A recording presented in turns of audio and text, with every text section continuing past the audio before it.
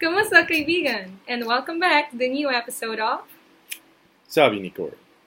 So, today we're going to talk about Filipino food, one of my favorite Filipino breakfast foods, and that is taho. So this is taho here, and babe, what could you say about taho? What is it? Well, it is part of every Filipino memory for sure, Filipino childhood memory, and it's very popular. There's a kuya, there's a guy that would walk around the neighborhood and he would sell taho and he would yell, Taho, "Taho!" taho.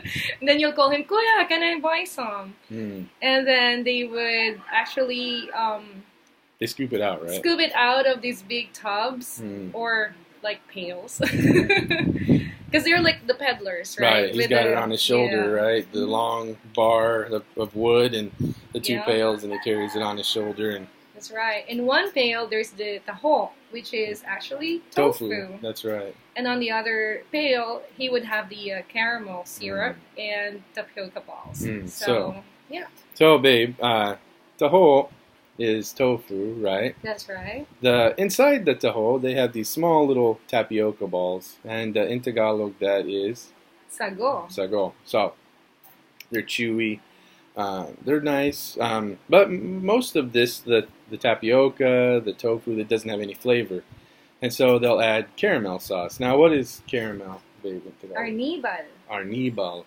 So it's up to you how sweet you want the taho. You can tell him less sweet. Put in less arnibal. That's right. Sometimes I get less. I used to have this all the time before I go to work in the morning. It's healthy. It's healthy. Well, depending on how much Sugar you sugar put you in. put in it, but by itself is very healthy. And so delicious. So anyway, babe, can you tell me about your first memory with taho?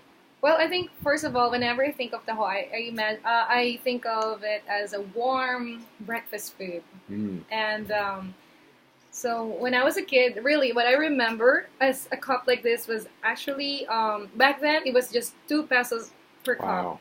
and then it became 5 pesos, and now year 10 2017, it's 10 pesos per Mm. cup. 10 pesos. So Corey said it's inflation. Inflation. Caused by inflation. So yeah, it's really nice. When I was a kid, my mom would always call the kuya to get us taho, and she would say, "Oh, that's very healthy, and kids should have taho in the morning." And yeah, so that's a nice memory when I was a kid. And when Corey came, I thought I'd share it with him, and I'm just so happy he likes taho and he enjoys it just the way I enjoy it. Oh, I love it. One interesting word that Karen mentioned was kuya. We haven't talked about that yet on our video. But any person that's older than you and you don't know them, you would call them kuya. Kuya is like older brother for a man. If it's a woman, you would call her ate. That's older sister. So again, if you don't know someone, you can just call them kuya or ate. And it's like a polite way of talking to someone that you don't know.